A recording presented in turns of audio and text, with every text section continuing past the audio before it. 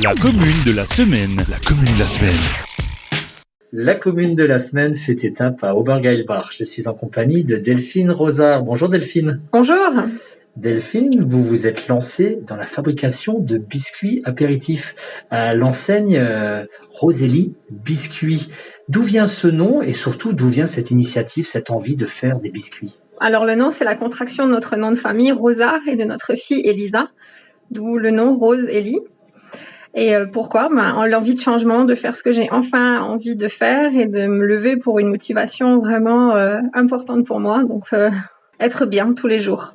Ce qu'il faut préciser, c'est que vous n'étiez pas du tout dans les métiers de bouche avant, Non. et qu'en 2020, vous avez eu cette idée. Est-ce que c'est le contexte sanitaire qui vous a fait vous lancer dans cette aventure? Oui, le contexte sanitaire et 40 ans. Donc l'envie de changement, de faire vraiment ce que j'ai envie. Et ce que vous avez envie de faire, vous pouvez nous l'expliquer, vous pouvez développer. Qu'est-ce qui vous tient à cœur dans votre production de biscuits? C'est tout ce qui est local. Il y a quand même un beau terroir chez nous, donc on peut vraiment travailler avec les acteurs locaux du terrain. Tout ce qui est très proche, donc on a la farine de chez Arnett à Wolminster, les œufs qui restent aussi du secteur ou Obergeilbach ou très très proche. Donc j'essaye vraiment un maximum de développer les partenariats locaux et de promouvoir vraiment cet aspect local. Mais d'ailleurs, en quelques mois, parce que vous avez commencé début 2021, au mois de janvier, vous avez réussi à développer beaucoup de partenariats. On trouve vos biscuits à Enchenberg, à Wolminster, vous venez de le dire, à Stirin-Wendel. Vous avez beaucoup de fournisseurs locaux. Vous comptez pas vos heures, j'imagine? Non, pas du tout. Il n'y a plus de dimanche, il n'y a pas de week-end, de jour férié, c'est tout le temps. Mais après, c'est pas la même façon de travailler, c'est avec plaisir qu'on travaille. C'est avec plaisir qu'on travaille. Et qu'est-ce qui vous plaît le plus, justement, dans ce travail de fabrication de biscuits? Moi, je fais tout le temps des essais. Les gens, après, j'ai beaucoup de retours aussi, des gens qui aiment bien les biscuits, qui reviennent, qui me disent on les a offerts, ça a plu, le fait que ce soit local.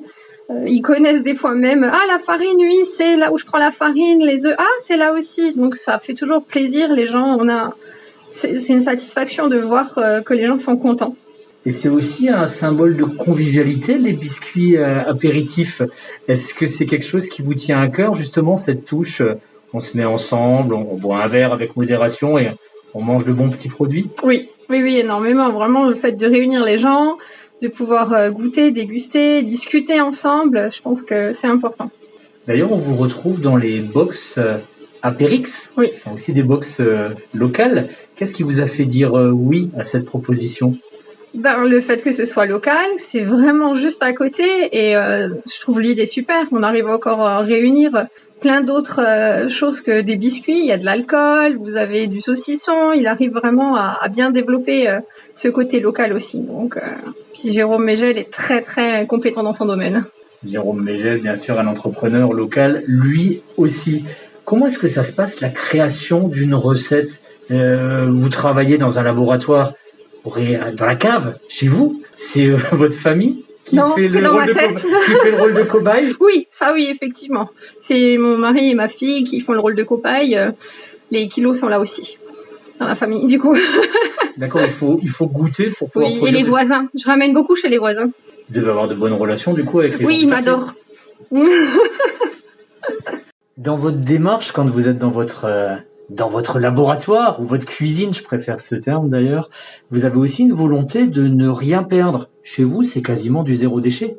On essaye, en tout cas le maximum. Donc tous les biscuits sont faits à base de jaune d'œuf et les blancs, pour ne pas les perdre, je fais des meringues. J'essaye vraiment un maximum d'optimiser. Comment est-ce que vous définiriez votre touche, la spécificité de vos gâteaux? J'essaye tout le temps d'avoir la même qualité. C'est pour ça que je prends toujours chez les mêmes producteurs, des choses comme ça. Et je goûte. Donc ça fait beaucoup pour être sûr que ce soit bon d'abord. Donc on a des gâteaux au piment, d'autres à l'ail des ours. Oui. C'est très local à Obergeilbach, cette saison en plus. Combien de sortes différentes existent pour l'instant? Alors vous avez les sucrés et les salés. En salé, il y en a 6 pour le moment. En sucré, on en a 5. Et vous avez la partie avec les cookies aussi, où il y a pareil, 4 cookies. Et je fais sortir un cookie du mois, échanger tous les mois. Qu'est-ce que vous envisagez de développer comme nouvelle recette? Qu'est-ce qui vous tente comme produit pour les mois ou les années à venir? C'est pas tant au niveau des recettes, c'est plutôt on va passer sur le site internet. Donc je vais créer le site internet pour pouvoir développer l'e-commerce. Donc comme ça, ce sera plus simple pour les gens de commander qu'à chaque fois d'essayer de trouver des revendeurs ou des choses comme ça. On aura les deux solutions. Donc pour les gens qui sont éloignés, il y aura l'e-commerce et les gens proches ils pourront aller chez les revendeurs. Vous êtes devenue presque une star du village. Je me suis laissé dire qu'il y a parfois des gens qui vous suivaient jusque chez vous pour faire des commandes, c'est vrai? Oui, ça c'est vrai. Ça se passe comment? C'est une filature où ils viennent toquer, où ils disent il me faut des gâteaux? Comment ça se passe, Delphine? Oui, ils me voient y rentrer, puis du coup ils me suivent avec la voiture et ils viennent récupérer des biscuits. C'est assez sympathique, c'est cette image conviviale que vous aimez au Burger Bar? Oui, au Burger Bar, c'est un village quand même où les gens sont ouverts, sont proches, c'est convivial. Vous passez dans la rue quand vous vous promenez, tout le monde se dit salut ici. Donc c'est vraiment, c'est ce qu'on recherchait, la tranquillité aussi. C'est très beau, il y a une très belle vue. Est-ce que vous êtes fier aussi de créer votre activité dans un petit village de 300 habitants, oui. De montrer qu'on peut finalement créer son entreprise, quelle que soit la taille de la commune où on habite? Ah bien sûr, quelle que soit la taille, il faut avoir l'envie et la motivation, on le fait où on veut. Hein. Ça, il faut juste avoir beaucoup d'énergie et beaucoup de patience au niveau administratif. Vous avez dit que vous avez créé cette société au tournant de la quarantaine, que c'était une envie de changer de vie. Qu'est-ce que vous diriez à nos auditrices ou auditeurs qui ont également un projet comme ça et qui hésitent à se lancer? Quels conseils, entre guillemets, donneriez-vous? Il faut pas hésiter. Il faut remuer ciel et terre quand on a envie de faire ce qu'on veut. Si on n'est pas bien sur ce qu'on fait, dans son travail ou quoi que ce soit, il faut pas hésiter. On n'a qu'une seule vie, il faut profiter de la vie. Il faut la vivre et pas la subir. Donc du coup, vous regrettez pas du tout votre choix? Non, pas du tout. Delphine, Rosa, Rosélie, Biscuit à Obergeilbach. Merci beaucoup. Merci à vous.